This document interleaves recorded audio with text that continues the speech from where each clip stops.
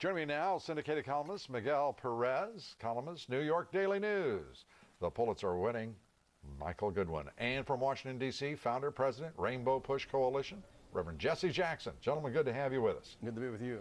Let me start with you, Michael. We've got, there's a flood of candidates here.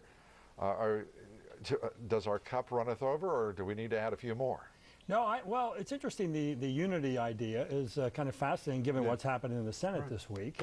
So, look, I think this is a long way to go, and the front runners have a long time to stay in front. So it's dangerous to be in front, this early in the race, history would show us.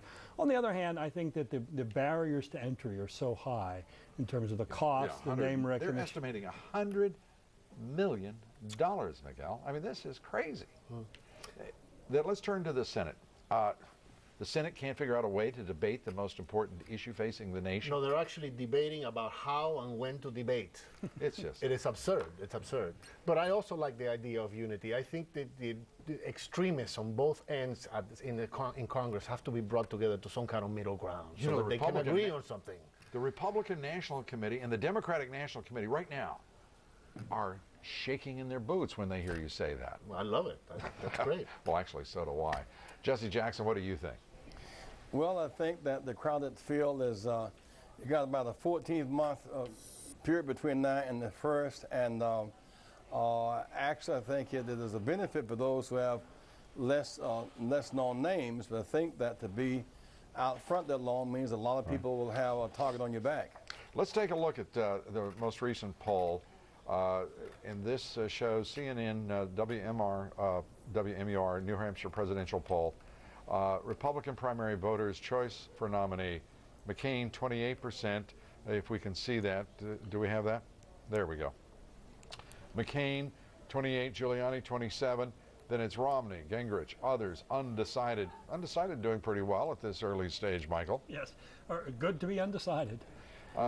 Is this, does it look like there's any surprise here, or is that pretty much what you would have expected? No, look, I've said all along that I think Giuliani and Clinton will be their party's nominees. They are presumably the front runners now. I do think, though, Lou, one of the just the horse race issues is how early the states are now stacking up. So that's why you're going to need so much money to get through the big states very early on. Let's take a look at the Democrats, and again, it's WMUR, CNN, New Hampshire presidential primary poll.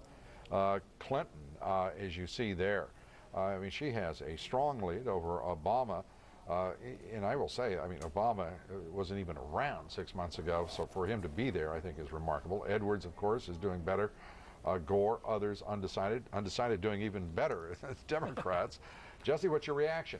Well, Obama can only go up. He has a very strong appeal to undecideds, a very strong appeal to independent voters, and if it is to his advantage for the race to remain crowded. I remember coming into New York, if it had been Gore and Dukakis and I probably could have won in the three-person race. In a two-person race, of course, it became different. So a crowded field gives Obama, I think, frankly, some even more advantage. Jesse, I've never answered this. How do you feel when some young people and some people who haven't read much say, that'd be really neat to have our first African-American candidate for president? How does that make you feel? Well, I think it's a bit unhistorical, but the good news is, it seems to me, is that you're thinking now about a woman out front, and it was a big deal to get Ferraro 20 years ago. Now a woman is out front.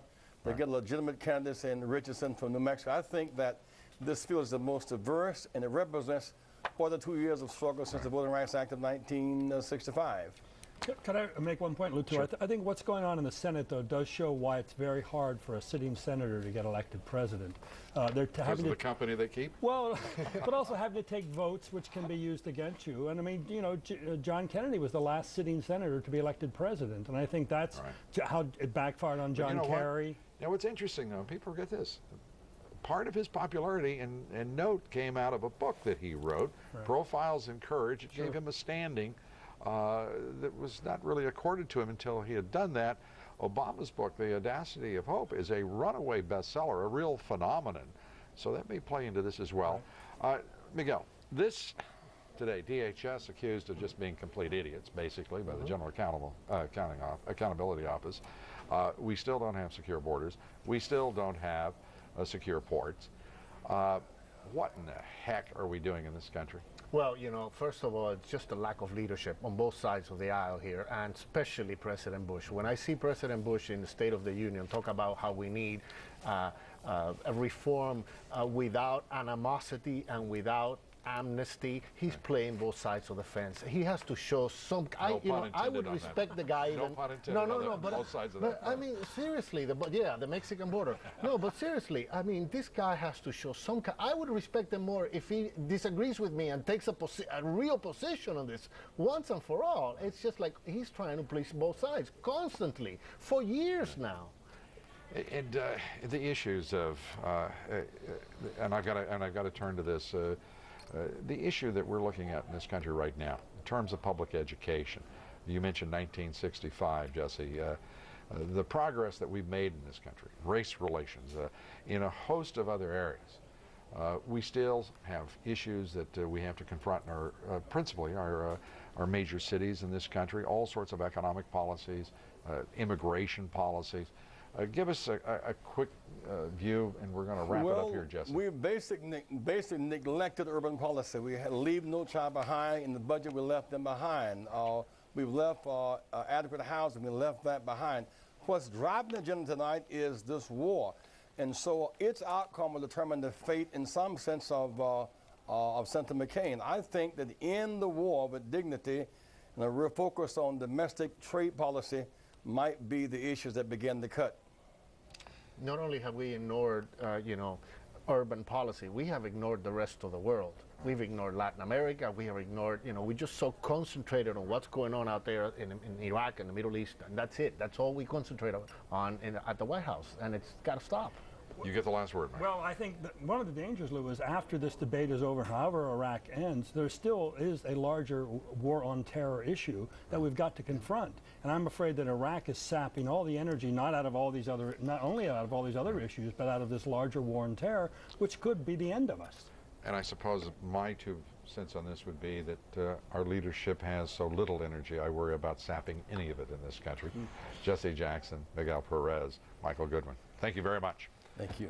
A reminder now to vote in tonight's poll. Do you believe that DHS officials should be held accountable for lying to Congress about Border Patrol agents Campion and Ramos?